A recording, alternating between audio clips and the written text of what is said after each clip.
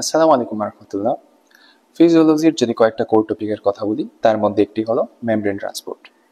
ফিজিওলজির প্রায় প্রত্যেকটি প্রসেসেই মেমব্রেন ট্রান্সপোর্টের বিষয়টি চলে আসে, যার কারণে মেমব্রেন ট্রান্সপোর্ট নিয়ে একটি ক্লিয়ার কনসেপশন তৈরি করতে আজকে আমাদের সেকেন্ড মডিউল উপস্থাপন করতে যাচ্ছি আমি মাহিদ তানজিম, কুমিল্লা মেডিকেল কলেজ 30তম batch. First of all, what is membrane transport? It is a biophysiochemical phenomenon by which different substances are transported across the cell membrane. তার মানে একটা বায়োলজিক্যাল মেমব্রেনের মধ্য দিয়ে ডিফারেন্ট কাইন্ড অফ সাবস্টেন্সের ট্রান্সপোর্টেশনটাই হলো মেমব্রেন ট্রান্সপোর্ট, এবং এক্ষেত্রে ওই সাবস্টেন্সগুলোর ইলেকট্রোকেমিক্যাল গ্রেডিয়েন্ট একটি গুরুত্বপূর্ণ রোল প্লে করে, যা আমরা সামনে আলোচনার মাধ্যমে জানব। এখন মেমব্রেন ট্রান্সপোর্ট সম্বন্ধে জানার আগে আমরা সেল মেমব্রেনের স্ট্রাকচার সম্বন্ধে কিছুটা জেনে আসি। সেল মেমব্রেন হলো বেসিক্যালি ফসফোলিপিড বাইলেয়ার। এছাড়া এর মধ্যে cell membrane protein, cholesterol and glycocalyx এই কয়েকটা কম্পোনেন্ট থাকে। কিন্তু আজকে আমাদের আলোচনার জন্য আমাদের ফসফোলিপিড বাইলেয়ার আর সেল মেমব্রেন প্রোটিন এই দুইটা স্ট্রাকচার সম্বন্ধে জানা লাগবে। এখন ফসফোলিপিড বাইলেয়ারের দুইটা পার্ট, একটা হচ্ছে পোলার ফসফেট হেড আর একটা হচ্ছে নন পোলার ফ্যাটি অ্যাসিড টেইল। এখন পোলার ফসফেট হেড, যেহেতু এটা ফসফেট দ্বারা গঠিত, যার কারণে আমার বডি ফ্লুইডে থাকা বিভিন্ন ধরনের অ্যানায়ন, যেমন ক্লোরাইড আয়ন, বাইকার্বনেট আয়ন ইত্যাদি, এদেরকে রিপালশন বা বিকর্ষণ করবে। এই বিকর্ষণের কারণে এদের পক্ষে সেল মেমব্রেন ক্রস করে সেলের ভিতরে এন্টার করা কিংবা সেল থেকে বাইরে যাওয়াটা পসিবল না। এছাড়া আমাদের বডির মধ্যে বডি ফ্লুইডে থাকা অন্যান্য ক্যাটায়ন, যেমন সোডিয়াম, ক্যালসিয়াম, এরা যেহেতু পোলার বা চার্জ পার্টিকেল, এদের পক্ষেও এই নন পোলার ফ্যাটি অ্যাসিড টেইলটা ভেদ করে সেলের ভিতরে কিংবা বাইরে আসা যাওয়া করাটা পসিবল না। এটার কারণ কি? কারণ হচ্ছে আমরা ইতোপূর্বে জেনে এসেছি একটা প্রিন্সিপাল, লাইক ডিজলভ লাইক। তার মানে নন পোলার সাবস্টেন্সের সাথে নন পোলার সাবস্টেন্স ডিজলভ হবে এবং পোলার সাবস্টেন্সের মধ্যে পোলার সাবস্টেন্স ডিজলভ হবে। ঠিক আছে? তো এই বিষয়টা অনুযায়ী তো একটা পোলার সাবস্টেন্সের পক্ষে একটা নন পোলার লেয়ার ভেদ করে সেলের ভিতরে কিংবা বাইরে আসাটা পসিবল না। যেহেতু নন পোলার সাবস্টেন্সের মধ্যে দিয়ে নন পোলার সাবস্টেন্স ইজিলি পাস হতে পারে, যার কারণে যেই সকল particle lipid soluble, for example আমাদের বডি, আমাদের রেসপিরেটরি গ্যাস যেমন অক্সিজেন, কার্বন ডাইঅক্সাইড, এরা ইজিলি এই সেল মেমব্রেন ভেদ করে সেলের ভিতরে কিংবা বাইরে আসা যাওয়া করতে পারবে। এখন মেমব্রেন ট্রান্সপোর্টের সবচেয়ে গুরুত্বপূর্ণ কোয়েশ্চেন হলো, যেটা আমাদের রিটেনের জন্য অনেক বেশি ইম্পর্টেন্ট, এটা হচ্ছে মেমব্রেন ট্রান্সপোর্টের ক্লাসিফিকেশন। আমরা ইতিপূর্বে আমাদের পেজে মেমব্রেন ট্রান্সপোর্টের ক্লাসিফিকেশন নিয়ে একটি সুন্দর একটা ইলাস্ট্রেশন আপলোড দিয়েছিলাম, ওইটা তোমরা চাইলে কালেক্ট করে নিতে পারো। এখন মেমব্রেন ট্রান্সপোর্ট বেসিক্যালি দুই ধরনের হতে পারে, একটা হচ্ছে মাইক্রোমলিকুলের জন্য আর একটা হচ্ছে ম্যাক্রোমলিকুলের জন্য। মাইক্রোমলিকুল বলতে বোঝায় আমাদের বডিতে থাকা বিভিন্ন ধরনের আয়নস, যেমন সোডিয়াম, ক্যালসিয়াম, এছাড়া ছোটখাটো মলিকুল যেমন হচ্ছে গ্লুকোজ এক্সেট্রা। আর হচ্ছে ম্যাক্রোমলিকুল বলতে বোঝায় হচ্ছে যে লার্জার প্রোটিন সাবস্টেন্স, তারপর হচ্ছে বিভিন্ন ধরনের লার্জার লিপিড সাবস্টেন্স যেমন এলডিএল, এছাড়া বিভিন্ন ধরনের হরমোন ইত্যাদি হচ্ছে হরমোনাল এনজাইম, এগুলো হচ্ছে আমাদের ম্যাক্রোমলিকুলের মধ্যে পড়ে। এখন প্যাসিভ ট্রান্সপোর্ট প্রসেস, এখন মাইক্রোমলিকুলার জন্য হচ্ছে দুই ধরনের ট্রান্সপোর্ট প্রসেস, একটা হচ্ছে প্যাসিভ ট্রান্সপোর্ট প্রসেস আর একটা হচ্ছে অ্যাক্টিভ ট্রান্সপোর্ট প্রসেস। আর ম্যাক্রোমলিকুলার জন্য হচ্ছে এন্ডোসাইটোসিস, এক্সোসাইটোসিস। আমরা একটি ওয়ার্ডের সাথে অনেকেই ফ্যামিলিয়ার, এটার নাম হলো ফ্যাগোসাইটোসিস। ফ্যাগোসাইটোসিস মানে কি? যে প্রসেসের মাধ্যমে আমাদের বডির ডাব্লিউবিসি বিভিন্ন ধরনের হার্মফুল মাইক্রো অর্গানিজম যেমন ব্যাকটেরিয়া, ভাইরাস এক্সেট্রা এনগালফ করে থাকে, এটাই হলো ফ্যাগোসাইটোসিস। এবং ফ্যাগোসাইটোসিস হচ্ছে এন্ডোসাইটোসিসের একটা এক্সাম্পল। এখন আমরা আমাদের আলোচনার সুবিধার্থে এই মডিউলটাকে তিনটা পার্টে ভাগ করেছি। ফার্স্ট অফ অল আমরা আলোচনা করব হচ্ছে এই মডিউলের মধ্যে প্যাসিভ ট্রান্সপোর্ট প্রসেস নিয়ে। এর পরবর্তী মডিউলে আমরা অ্যাক্টিভ ট্রান্সপোর্ট প্রসেস এন্ড ম্যাক্রোমলিকুলার জন্য এন্ডোসাইটোসিস এন্ড এক্সোসাইটোসিস নিয়ে আলোচনা করব। এখন ফার্স্ট অফ অল হচ্ছে প্যাসিভ ট্রান্সপোর্ট প্রসেস। এটা দুই ধরনের, একটা হচ্ছে ডিফিউশন আর একটা হচ্ছে অসমোসিস। তারপর ডিফিউশন দুই ধরনের, একটা হচ্ছে সিম্পল ডিফিউশন আর একটা হচ্ছে ফ্যাসিলিটেটেড ডিফিউশন। এখন আমরা একে একে প্যাসিভ ট্রান্সপোর্ট প্রসেসগুলো নিয়ে আলোচনা করব। Now, what is simple diffusion? This is a passive process that allows molecule to move from the higher concentration zone to lower concentration zone through cell membrane. তার মানে একটা বায়োলজিক্যাল মেমব্রেনের মধ্যে দিয়ে একটা সাবস্টেন্সের হায়ার কনসেন্ট্রেশন জোন থেকে lower concentration জোনের দিকে ট্রান্সপোর্টেশনটা হলো সিম্পল ডিফিউশন। এখন এটা একটা প্যাসিভ প্রসেস, বা বাংলা সমার্থক শব্দ যদি করে, এটা হচ্ছে একটা নিষ্ক্রিয় প্রক্রিয়া। তো এখন প্রশ্ন আসতে পারে, এটা কেন একটি নিষ্ক্রিয় প্রক্রিয়া? দেখো, ন্যাচারালি একটা সাবস্টেন্স হায়ার কনসেন্ট্রেশন জোন থেকে লোয়ার কনসেন্ট্রেশন জোনের দিকে স্বতঃস্ফূর্তভাবে বা স্পন্টেনিয়াসলি মুভমেন্ট হবে। ঠিক আছে, বা স্পন্টেনিয়াস ট্রান্সপোর্টেশন হবে। এর জন্য আলাদাভাবে কোনো এনার্জি ইউটিলাইজেশনের দরকার পড়ে না, যার কারণে diffusion or simple diffusion itself A passive process. ঠিক আছে, তো যার কারণে এখানে কোনো এটিপি রিকোয়ারমেন্টের প্রয়োজন নাই। এছাড়া যে সকল সাবস্টেন্স সিম্পল ডিফিউশনের মাধ্যমে ট্রান্সপোর্টেশন হয় তাদের জন্য আলাদাভাবে কোনো ট্রান্সপোর্ট বা ক্যারিয়ার প্রোটিনের প্রয়োজন পড়ে না। কেন পড়ে না? কারণ যে সকল সাবস্টেন্স সিম্পল ডিফিউশনের মাধ্যমে ট্রান্সপোর্টেশন হবে তারা হবে আনচার্জড বা নন পোলার সাবস্টেন্স, এবং নন পোলার সাবস্টেন্সগুলো হচ্ছে লিপিড সলিউবল। আর আমাদের বায়োলজিক্যাল মেমব্রেনও কিন্তু lipid soluble. So like dissolved like principal কি বলে যে একটা নন পোলার সাবস্টেন্সের মধ্য দিয়ে একটা নন পোলার সাবস্টেন্স ইজিলি রিজলভ হতে পারবে বা ট্রান্সপোর্টেশন হতে পারবে, যার কারণে তারা সরাসরি সেলের ভিতরে এন্ট্রিও করতে পারবে অথবা সেল থেকে এক্সিটও করতে পারবে। ঠিক আছে, তাহলে এই সাবস্টেন্সগুলো কারা? যারা সিম্পল ডিফিউশনের মাধ্যমে ট্রান্সপোর্টেশন হবে তারা হলো আমাদের respiratory gas, oxygen, carbon dioxide, এবং আমাদের বডির মধ্যে স্টোরেড হরমোনস যেমন টেস্টোস্টেরন, ইস্ট্রোজেন আর ভিটামিন ডি, আর হচ্ছে বিভিন্ন ধরনের lipid soluble drugs, for example warfarin. এখন কোনো সাবস্টেন্স যদি চার্জ কিংবা পোলার হয় তার পক্ষে এই নন পোলার সেল মেমব্রেন ভেদ করে সেলের ভেতরে যাওয়াটা সম্ভব না, যার কারণে তাদের ডিফিউশনের জন্য কিছু স্পেশাল ডোর কিংবা চ্যানেলের প্রয়োজন, এবং এই ডোরগুলোকেই বলা হয় বেসিক্যালি ক্যারিয়ার প্রোটিন বা ট্রান্সপোর্ট প্রোটিন। ঠিক আছে, এবং এই ট্রান্সপোর্ট প্রোটিনের মাধ্যমে যে ডিফিউশনটা হয় তাকেই বলা হয় facilitated diffusion. So what is facilitated diffusion? It is a passive process that does not require any energy. যেহেতু এটা একটা ডিফিউশন তাই এটা একটা প্যাসিভ প্রসেস এবং এর জন্য কোনো এটিপির প্রয়োজন হয় না। And molecule moves from the higher concentration zone to the lower concentration zone through carrier protein. তার মানে ডিফিউশনের সাথে এটার বেসিক পার্থক্য হলো শুধুমাত্র ক্যারিয়ার প্রোটিনে, এবং ক্যারিয়ার প্রোটিনটা কি জন্য প্রয়োজন? কারণ একটা পোলার বা চার্জ পার্টিকেলের পক্ষে নন পোলার সেল মেমব্রেন ভেদ করে সেলের ভেতরে কিংবা বাইরে আসা যাওয়া করাটা পসিবল না। তাহলে আমরা এখানে দেখতে পাচ্ছি বেশ কয়েকটা ক্যারিয়ার প্রোটিন। এই ক্যারিয়ার প্রোটিনগুলো হলো বেসিক্যালি আমাদের সেল মেমব্রেনে থাকা ইন্টিগ্রাল প্রোটিন। এখানে দেখা যাচ্ছে পটাশিয়ামের জন্য আছে পটাশিয়াম লিকি চ্যানেল, সোডিয়ামের জন্য বেশ কয়েকটা চ্যানেল যেমন voltage gated sodium channel, ligand gated sodium channel, আর মেকানিক্যালি গেটেড সোডিয়াম চ্যানেল, আর গ্লুকোজের জন্য আছে হচ্ছে গ্লুকোজ ট্রান্সপোর্টার। এর প্রত্যেকটা চ্যানেল নিয়ে ইনশাল্লাহ আমরা আমাদের সামনের মডিউলগুলোতে বিস্তারিত আলোচনা করব, এবং এখানে পটাশিয়াম লিকি চ্যানেল আর ভোল্টেজ গেটেড সোডিয়াম চ্যানেল কিভাবে মেমব্রেন পটেনশিয়াল জেনারেশনে হেল্প করে ওইটা নিয়েও ইনশাল্লাহ আলোচনা করব। তাহলে এটাই হলো বেসিক্যালি ফেসিলিটেটেড ডিফিউশন, যেটা বেসিক্যালি একটা ডিফিউশনই, কিন্তু এখানে যেহেতু পোলার কিংবা চার্জ পার্টিকেলের ট্রান্সপোর্টেশন হচ্ছে এর জন্য এখানে কিছু বিশেষ চ্যানেল বা ক্যারিয়ার প্রোটিনের প্রয়োজন পড়ে। এখন আমরা কিছু কোয়েশ্চেন সলভ করে আসি। Following the statement regarding diffusion are correct. Always uphill movement. So what do you mean by uphill?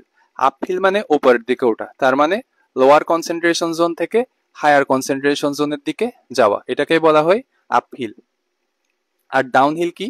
Downhill হলো হায়ার কনসেন্ট্রেশন জোন থেকে লোয়ার কনসেন্ট্রেশন জোনের দিকে নামা, তার মানে নিচের দিকে নামা, এটাকে বলা হয় ডাউনহিল। তাহলে ডিফিউশন কোনটা? ডিফিউশন ইজ অফকোর্স ডাউনহিল, যে হায়ার কনসেন্ট্রেশন জোন থেকে লোয়ার কনসেন্ট্রেশন জোনের দিকে যাওয়া।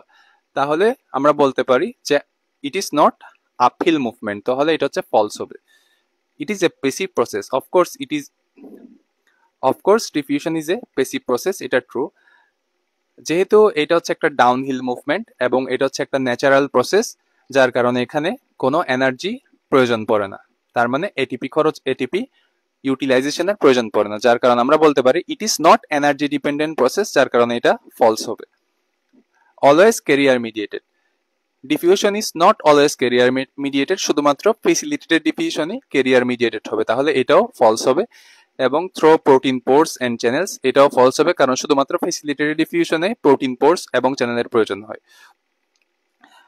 এর পরবর্তী question, facilitated diffusion is always downhill. যেহেতু ডিফিউশন তাহলে এটা অফকোর্স ডাউনহিল মুভমেন্ট, যার কারণে এটা হচ্ছে ট্রু হবে। ইজ অলওয়েজ আপহিল মুভমেন্ট, তাহলে এটা false. Carrier mediated transport, of course facilitated diffusion is carrier mediated transport. Doesn't require energy, of course diffusion doesn't require energy and require energy, তাহলে এটা ফলস হবে। Lastly, substance that can easily diffuse this through cell membrane. তো সেই সকল substance easily cell membrane cross করতে পারবে যারা lipid soluble হবে। তাহলে এখানে লিপিড সলিউবল দেখা যাচ্ছে শুধুমাত্র option A R option E. তো বাকি সবগুলোই ফলস হবে কারণ তারা হচ্ছে বেসিক্যালি ওয়াটার সলিউবল। এখন কিছু ফ্যাক্টর আছে যাদের কারণে ডিফিউশন রেটটা ইনক্রিজও করতে পারে আবার ডিক্রিজও করতে পারে। তাহলে কি কি ফ্যাক্টর আছে যাদের কারণে ডিফিউশন রেটটা ইনক্রিজ করবে? তারা হলো surface area, concentration gradient, lipid solubility, number of protein channels and temperature. আর কিছু ফ্যাক্টর যাদের কারণে ডিক্রিজ করবে তারা হলো thickness of the membrane, weight of the molecule and size of the molecule. এখন ডিফিউশন নিয়ে একটি ল আছে যার নাম হচ্ছে Fick's law of diffusion. It narrates the rate of diffusion is proportional to the concentration gradient and surface area and inversely proportional to the thickness of the diffusion barrier. তার মানে আমাদের concentration gradient আর হচ্ছে surface এরিয়ার সাথে directly proportional. Concentration gradient যত বেশি হবে এবং সারফেস এরিয়া যত বেশি হবে ডিফিউশন রেটটা তত বেশি হবে। আর থিকনেস অফ দ্য মেমব্রেন বলতে বোঝায় এখানে ডিডিএক্স অফ ডিএক্স, এটাকে বোঝা হচ্ছে থিকনেস অফ দ্য মেমব্রেন, আর ডিডিএক্স অফ ফাই এটা হচ্ছে ডিফিউশন রেট এবং এ হলো সারফেস এরিয়া। এখন প্যাসিভ ট্রান্সপোর্ট প্রসেসের লাস্ট টপিক হলো অসমোসিস। আমরা এই ফিজিওলজির ক্ষেত্রে অসমোসিস এবং অসমোটিক প্রেসার এই দুইটা নিয়ে জাস্ট একটা সুপারফিশিয়াল ধারণা দিতে চাই। আমরা ইনশাল্লাহ আমাদের সামনের কোনো মডিউলে অসমোসিস এবং অসমোটিক প্রেসার নিয়ে আরো বিস্তারিত আলোচনা করব, যেটা আমাদের বায়োকেমিস্ট্রির জন্য অনেক বেশি ইম্পর্টেন্ট। এখন হোয়াট ইজ অসমোসিস? দেখো আমরা বায়োকেমিস্ট্রিতে পড়েছি হোয়াট ইজ সলিউশন। সলিউশনের দুইটা পার্ট, একটা হচ্ছে সলিউট আর একটা হচ্ছে সলভেন্ট। তাহলে আমরা দেখতে পাচ্ছি পাশে চিত্রে দুইটা সলিউশন, ধরে এটাকে হচ্ছে ফার্স্ট সলিউশন এবং হচ্ছে এখানে সেকেন্ড সলিউশন, এবং এই সলিউশনের সলিউট হিসেবে আছে সোডিয়াম আর গ্লুকোজ এবং সলভেন্ট হিসেবে আছে ওয়াটার বা পানি। এখন অসমোসিসের ক্ষেত্রে যেটা হয়, একটা সেমি পারমিয়েবল মেমব্রেন দ্বারা এই সলিউশন দুইটা পৃথক করা থাকে। কেন আমরা এই মেমব্রেনটাকে সেমি পারমিয়েবল বলছি? কারণ এখানে এই মেমব্রেনটা শুধুমাত্র সলভেন্ট মলিকিউল বা ওয়াটারকে ট্রান্সপোর্টেশনের জন্য বা ডিফিউজ হওয়ার জন্য পারমিট করতেছে। কিভাবে পারমিট করতেছে? এখানে ওয়াটার ট্রান্সপোর্টেশনের জন্য অ্যাকোয়াপোরিন নামে এক ধরনের ক্যারিয়ার প্রোটিন আছে ওই জন্য। এখন তাহলে এখানে কি হচ্ছে? আমরা দেখতে পাচ্ছি ফার্স্ট সলিউশনে সলিউটের কনসেন্ট্রেশন বেশি, তো এটা হচ্ছে হায়ার সলিউট কনসেন্ট্রেশন। আর এক্ষেত্রে হচ্ছে আমরা দেখতে পাচ্ছি এখানে যেহেতু সলিউটের পরিমাণ কম, তার কারণ আমরা এটা বলতে পারছি লোয়ার সলিউট কনসেন্ট্রেশন। ঠিক আছে, কিন্তু সলভেন্ট মলিকিউলের ক্ষেত্রে যদি চিন্তা করে, এখানে সলভেন্ট মলিকিউলের পরিমাণটা বেশি বা কনসেন্ট্রেশনটা বেশি, এবং ফার্স্ট সলিউশনের ক্ষেত্রে সলভেন্ট মলিকিউলের কনসেন্ট্রেশনটা হচ্ছে কম। তাহলে এখানে ডিফিউজ কে হতে পারবে? শুধুমাত্র সলভেন্ট মলিকিউলটা এখানে ডিফিউজ হতে পারবে। সলিউটের পক্ষে ডিফিউজ হওয়া সম্ভব না, কারণ এটা হচ্ছে একটা সেমি পারমিয়েবল মেমব্রেন। তো স্বাভাবিক ন্যাচারালি এখানে সলভেন্ট মলিকিউলের ডিফিউশন হবে। তো what is osmosis? Diffusion of solvent molecule across a semi-permeable membrane from the lower solute concentration to higher solute concentration. ঠিক আছে, এক্ষেত্রে ডিফিউশন হচ্ছে কার? সলভেন্ট মলিকিউলের, কিন্তু কি কোথাতে কোথায়? হায়ার সলিউট কনসেন্ট্রেশন থেকে লোয়ার সলিউট কনসেন্ট্রেশনের দিকে। ঠিক আছে, এখন আরেকটা কোয়েশ্চেন হচ্ছে এখানে, osmosis is an example of facilitated diffusion. কারণ কি? এখানে কিন্তু ডিফিউশন হচ্ছে শুধুমাত্র কার? সলভেন্ট মলিকিউলে। ঠিক আছে, কিন্তু কিসের মাধ্যমে? একটা ক্যারিয়ার প্রোটিনের মাধ্যমে। আর ক্যারিয়ার প্রোটিনের মাধ্যমে যদি ডিফিউশন হয়, we call it facilitated diffusion. Facilitated diffusion. এখন এখানে ডিফিউশনের পাশাপাশি অসমোসিসের জন্য আরেকটি গুরুত্বপূর্ণ কারণ বা গুরুত্বপূর্ণ ফ্যাক্টর হলো অসমোটিক প্রেসার। যে কেন এখানে অসমোসিসটা হচ্ছে, এই বিষয়টা জাস্ট আমাদের একটা কোয়েশ্চেন আছে এখানে জিজ্ঞেস করেও মাঝে মাঝে, এটা হলো either crystalloid or colloid which generates more osmotic pressure. তার মানে ক্রিস্টালয়েড আর কলয়েড এদের মধ্যে কে সবচেয়ে বেশি অসমোটিক প্রেসার জেনারেট করে। এখন আমাদের কোয়েশ্চেন হলো what do you mean by crystalloid and what do you mean by colloid. Crystalloid হলো আমাদের বডি ফ্লুইডে থাকা বিভিন্ন ধরনের আয়ন, যেমন সোডিয়াম, ক্যালসিয়াম আর ছোটখাটো ওয়াটার সলিউবল মলিকিউল যেমন গ্লুকোজ। আর কলয়েড বলতে বোঝায় আমাদের বডিতে থাকা প্লাজমা প্রোটিন আর হলো গ্লাইকোজেন। এখন ক্রিস্টালয়েড গুলো আমরা ইন্টারমিডিয়েটে পড়ে আসছি, এদের সাইজ অ্যারাউন্ড 1 ন্যানোমিটার থাকে, আর কলয়েড গুলো অ্যারাউন্ড 1 ন্যানোমিটার থেকে বেশি এবং অ্যারাউন্ড 100 ন্যানোমিটার পর্যন্ত তারা হতে পারে। এখন এই ক্রিস্টালয়েড এবং কলয়েড এরা যে সলিউশনে থাকে সেই সলিউশনে এক ধরনের প্রেসার এক্সার্ট করে। ঠিক আছে, এক ধরনের প্রেসার এক্সার্ট করে, যে প্রেসারটার মূল কাজ হলো তারা হচ্ছে ওই সলিউশনে পানি বা সলভেন্ট মলিকুলটাকে ধরে রাখতে হেল্প করে। ঠিক আছে, জিনিসটা অনেকটা কনফিউজিং হতে পারে অ্যাকচুয়ালি। ধরো এটা হচ্ছে সোডিয়াম। সোডিয়াম হচ্ছে কি করে, তার চারপাশে ওয়াটার মলিকুলগুলোকে অ্যাট্রাক্ট করে, অনেকটা এইভাবে চিন্তা করতে পারো। এখন এই প্রেসার এক্সারশনের কারণে তাদের আরেকটা নাম বলা হয় অসমোটিক্যালি অ্যাক্টিভ পার্টিকেল। তার মানে ক্রিস্টালয়েড এবং কলয়েডকে বলা হয় অসমোটিক্যালি অ্যাক্টিভ পার্টিকেল, কারণ তারা একটা সলিউশনে অসমোটিক প্রেসার জেনারেট করে। এখন কতটুকু অসমোটিক প্রেসার জেনারেট করে, এটার জন্য আমাদের একটা ফর্মুলা আছে পিভি ইকুয়াল টু এনআরটি, যেটা হচ্ছে আইডিয়াল কেসের ফর্মুলা, যেটা তোমরা শিখে এসেছো। ওখান থেকে বেসিক্যালি এই ফর্মুলাটা ডিরাইভড হয়ে আসছে। এখানে শুধু আমরা জানবো পি এর সাথে এন এবং ভি এর রিলেশনটা। আমরা যদি টেম্পারেচারটাকে ডেফিনিটিভ ধরি এবং আরটা যেহেতু অলরেডি কনস্ট্যান্ট, তাহলে আমরা এখানে লিখতে পারি P proportional to N by V. তার মানে osmotic pressure is directly proportional to N or number of substance, তার মানে কতটুকু সলিউট ওই সলিউশনের মধ্যে আছে ওইটা। আর হচ্ছে বি হচ্ছে সাইজ অফ দ্য সাবস্টেন্স বা সলিউট, সাইজ যত বড় হবে আমাদের অসমোটিক প্রেসারও তত কম হবে। এখন আমরা যদি দেখি আমাদের বডির মধ্যে ক্রিস্টালয়েডের পরিমাণ কিন্তু কলয়েডের তুলনায় অনেক বেশি। ঠিক আছে, তার মানে ক্রিস্টালয়েডের ক্ষেত্রে এন এর ভ্যালু অনেক বেশি। আবার যদি দেখি ক্রিস্টালয়েডের সাইজ দেখতে পাচ্ছি তা কিন্তু কলয়েডের তুলনায় অনেকটা ছোট এবং ছোট। তাহলে এই দুইটা ফ্যাক্টরই কিন্তু অসমোটিক প্রেসার জেনারেশনের জন্য খুবই ইম্পর্টেন্ট। ঠিক আছে, এর কারণে আমরা বলতে পারি যে ক্রিস্টালয়েড কলয়েডের তুলনায় অনেক বেশি অসমোটিক প্রেসার জেনারেট করে। ঠিক আছে, আরো একটা এক্সাম্পল দিয়ে বলতে পারি যে ক্রিস্টালয়েড ধরো গ্লুকোজ, ঠিক আছে, আর কলয়েড হতে পারে গ্লাইকোজেন। গ্লাইকোজেন হলো colloid. which one generates more osmotic pressure? Of course glucose generate more osmotic pressure because the number of glucose molecule in our body is more than glycogen, and the size of the glucose is less than or smaller than glycogen. ঠিক আছে, এখন এই osmotic প্রেসারটার actual কাজ কি? Osmotic pressure হচ্ছে যে সলিউশনে osmotic pressure বেশি হবে সেই সলিউশনটা বেশি পানি ধরে রাখতে পারবে, কিংবা পানির প্রতি তার অ্যাট্রাকশনটা বেশি হবে। তো আমরা যদি ঠিক আগের ফিগারটা একটু দেখি, আমাদের first solution and second solution, এখানে যেহেতু আমাদের সলিউটের পরিমাণ বেশি, যার কারণে খুব স্বাভাবিকভাবে এখানে অসমোটিক প্রেসার বেশি হবে, কারণ osmotic pressure is directly related to the number of the solute molecule, এবং এখানের মধ্যে অসমোটিক প্রেসার কম হবে।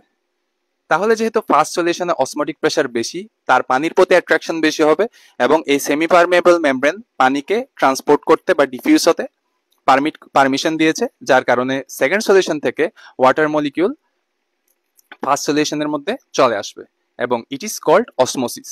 ঠিক আছে, এখন এখানে আরেকটা কথা, যে তোমাদের নোটবুকে একটা ডেফিনেশন লেখা আছে যে the amount of pressure required to prevent osmosis is called osmotic pressure. তার মানে দেখো, এটাও এখান থেকেও ব্যাখ্যা দেওয়া যায় যে যেহেতু সেকেন্ড সলিউশনের মধ্যে অসমোটিক প্রেসার কম ছিল, যার কারণে সে এখান থেকে পানিকে বেরিয়ে যাওয়াটা বা পানি চলে যাওয়াটাকে প্রিভেন্ট করতে পারে নাই, তার মানে অসমোসিসটাকে প্রিভেন্ট করতে পারে নাই। ঠিক আছে, যার কারণে বলা যায় the amount of pressure that requires two prevent osmosis, যার মানে অসমোটিক প্রেসার না থাকার কারণে এখান থেকে সে অসমোসিসটাকে প্রিভেন্ট করতে পারে নাই।